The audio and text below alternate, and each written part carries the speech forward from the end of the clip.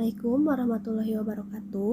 Selamat siang kepada yang terhormat Profesor Horas Julius dan Ibu Endang Rostiana sebagai dosen mata kuliah Ekonomi Manajerial. Saya Dina Erlianti akan mempresentasikan hasil review dari sebuah bisnis yang bergerak di bidang jasa transportasi online. Seperti yang telah tertera di dalam judul, yaitu perusahaan aplikasi karya anak bangsa atau biasa yang disebut dengan Gojek. Baik, di sini saya akan memberikan alasan mengapa saya memilih untuk mereview bisnis yang bergerak di bidang jasa transportasi online ini. Yang pertama, karena saya lebih tertarik untuk mempelajari bidang ini, terutama dalam hal strategi pemasaran Gojek Indonesia pasca keluarnya Uber dari pasar transportasi dari Indonesia. Yang kedua, karena perluasan segmentasi diperlukan untuk menangkap peluang konsumen, kelas, dan meningkatkan kesadaran merek. Yang selanjutnya, pembahasan kali ini meliputi yang pertama, cakupan bisnis, yang kedua, struktur market, yang ketiga, manfaat untuk masyarakat, dan yang terakhir, segmenting, targeting, dan positioning. Sebelumnya, saya akan menjelaskan terlebih dahulu latar belakang Gojek ini. Jadi, perusahaan ini didirikan pada tanggal 13 Oktober tahun 2010 di Jakarta oleh Nadiem Makarim. Gojek adalah startup buatan anak bangsa yang hampir sudah 1 dekade Gojek bertahan di dunia transportasi. Mulai dari hanya berbasis call center, sekarang sudah berbasis aplikasi Android dengan dana yang dikucurkan oleh berbagai investor guna menyokong perkembangannya. Kini, Gojek dinobatkan sebagai startup dekakorn oleh lembaga research internasional CB Insight dalam research terbarunya yang berjudul The Global Unicorn Club. Status dekakorn yang diberikan ini kepada startup yang memiliki nilai valuasi lebih dari 10 miliar. Dalam laporan tersebut, hanya 19 startup di dunia yang menyandang status dekakorn. Selanjutnya, pada pembahasan yaitu cakupan bisnis.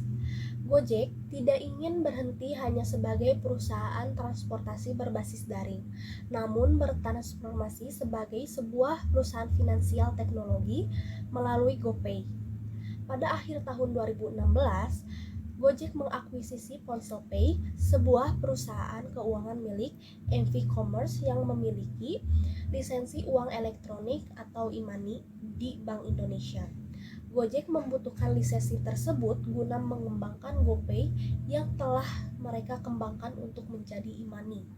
Lalu, pada akhir Juli 2019, Gojek mengumumkan kerjasamanya dengan Astra untuk melakukan uji coba motor listrik sebagai kendaraan pengemudi Gojek. Langkah ini diklaim sebagai dukungan kedua perusahaan untuk gaya hidup ramah lingkungan. Sebelumnya, Gojek dan Astra juga mengumumkan kerjasama untuk memberikan layanan GoFleet yang menyediakan kendaraan baru, perawatan, hingga perbaikan di bengkel resmi Astra bagi mitra pengemudi Gojek. Pembahasan selanjutnya yaitu struktur market. Tentunya Gojek merupakan industri yang termasuk ke dalam struktur pasar persaingan oligopoli, yang artinya suatu kondisi di mana hanya terdapat segelintir perusahaan yang menguasai pasar. Meski hanya segelintir perusahaan yang menjadi produsen, persaingan pasar oligopoli adalah yang terbilang sangat sengit. Ini karena perusahaan melakukan berbagai cara untuk mempertahankan konsumen dan berusaha merebut konsumen baru dari perusahaan pesaing. Sebagai beberapa efek dari pasar oligopoli adalah persaingan harga, maka tak heran jika Gojek memberikan banyak cashback dan menggunakan strategi pemasaran kode promo dalam aplikasinya untuk meningkatkan peluang pembelian layanan kembali. Selanjutnya, manfaat bagi masyarakat. Yayasan Anak Bangsa Bisa adalah organisasi non-profit yang didirikan oleh Gojek untuk membantu para mitra yang terdampak oleh pandemi COVID-19. Selain itu, Gojek juga tentunya memberikan manfaat bagi konsumen, yaitu dengan menyediakan berbagai layanan jasa yang tentunya dapat mempermudah konsumen. Gojek juga berkontribusi senilai 1,7 triliun per tahun bagi perekonomian Indonesia melalui penghasilan mitra UMKM. Penelitian yang melibatkan 3.315 responden di 9 wilayah tersebut menunjukkan rata-rata penghasilan mitra pengemudi mencapai 3,3 juta, lebih tinggi dari UMK 9 wilayah itu yang hanya 2,8 juta.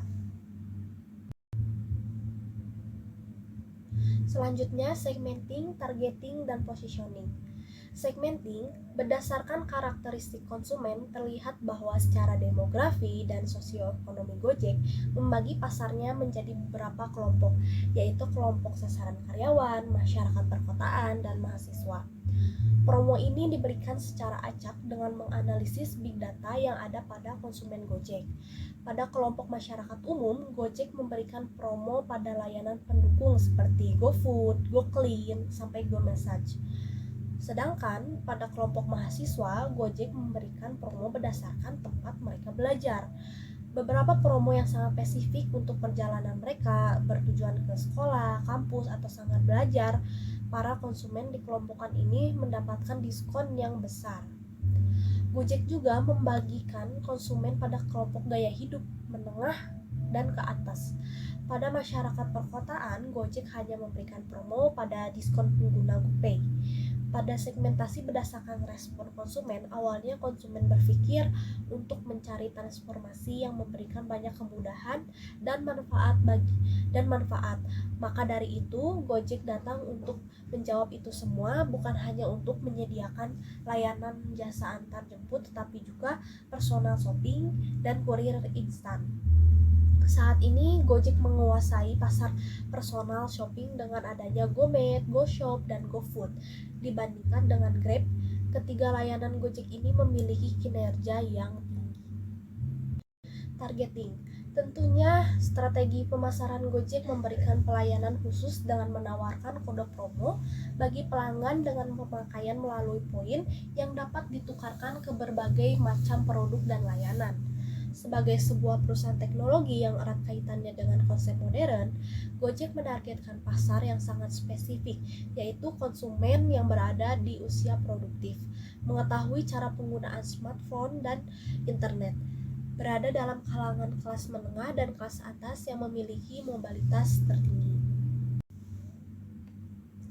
Positioning. Gojek dalam menempatkan brand positioningnya melakukan diferensiasi produk dan jasa sebagai dasar dari bidang yang serupa, antara lain adanya diferensiasi terhadap produk.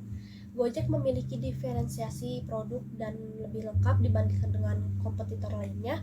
Banyakkan layanan jasa yang dinikmati oleh pengguna mulai dari pesan antar yaitu GoRide, GoCar, GoFood, dan GoBird, dan GoSend. Kemudian layanan spa dan massage yaitu GoMassage, dan layanan keuangan seperti GoPay, serta layanan kebersihan yaitu GoClean dan GoLife.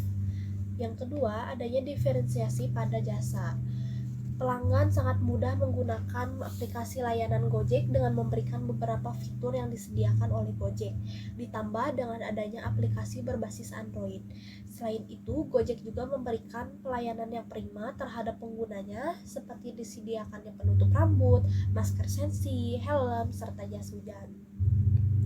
Yang ketiga, adanya citra perusahaan yang melekat.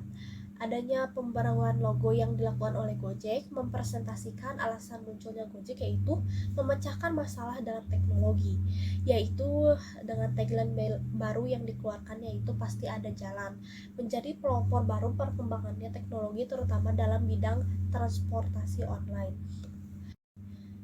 Adanya perbedaan dalam personilnya. Rekrutmen yang dilakukan oleh Gojek dalam pemilihan drivernya sangatlah selektif. Setiap driver yang direkrut memiliki kualifikasi tertentu, dari minimal usia yang ditentukan dengan rentang umur 17 tahun sampai 55 tahun. Adanya kualifikasi umur ini bertujuan untuk mengoptimalkan pelayanan yang diberikan kepada pengguna setia Gojek. Kemudian, setiap driver harus memiliki surat izin mengemudi, baik SIM A maupun SIM C yang masih berlaku. Smartphone yang digunakan harus memiliki RAM minimal 1 GB. Hal ini bertujuan tujuan agar akses yang digunakan para driver lancar dan meminimalisir resiko gangguan pada sistem Android. Dan yang terakhir, kesimpulan, strategi pemasaran Gojek berpengaruh besar terhadap kesadaran merek konsumen dan loyalitas konsumen di masa depan. Strategi menggunakan kode promo memberikan peluang Gojek untuk mendapatkan market share yang lebih tinggi. Strategi ini akan memberikan brand image baru bahwa Gojek merupakan layanan termurah di pasar ojek daring di Indonesia. Dan ini dokumentasi adanya komunitas Gojek di Indonesia, dan foto kedua yaitu Gojek yang berada di kota Salatiga. Baik, cukup sekian presentasi saya hari ini. Semoga dapat bermanfaat dan mohon maaf jika masih terdapat kekurangan serta kata-kata yang kurang berkenan. Terima kasih atas perhatiannya. Wassalamualaikum warahmatullahi wabarakatuh.